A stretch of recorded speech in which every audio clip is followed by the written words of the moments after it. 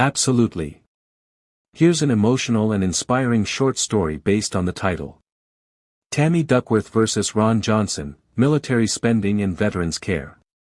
The Quiet Battle. Senator Tammy Duckworth sat still as the Senate hearing chamber slowly filled, her right hand resting unconsciously over the stump of her thigh. She had learned long ago that scars don't fade, they only go silent. But this morning, her scars were screaming. Today wasn't about her. It was about the ones who never made it home. And the ones who did, but never truly returned. Across the chamber, Senator Ron Johnson adjusted his glasses and shuffled through a thick folder of fiscal reports. He was known for his unflinching commitment to budgetary discipline and a distrust of what he called emotional arguments.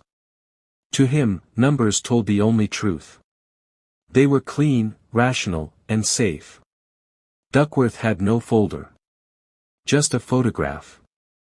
It was worn at the edges, crumpled and soft like it had been in her pocket for years. And it had. It was a picture of Specialist Maria Torres, barely 20, smiling in front of a Chinook helicopter in the middle of the Iraqi desert. Maria had survived 2 tours. She had not survived the silence that followed. Tammy pressed the photo against the tabletop and looked up. Chair recognizes Senator Duckworth. She stood. I'm not here to talk about wasteful spending or defense contracts today, she said. I'm here to talk about Maria. A silence fell across the room. She was brave. Brilliant. But when she came home, the system forgot her. She reached out 6 times to the VA for mental health care. 6 times she was told there was a 3-month wait. She took her own life in the 4th month.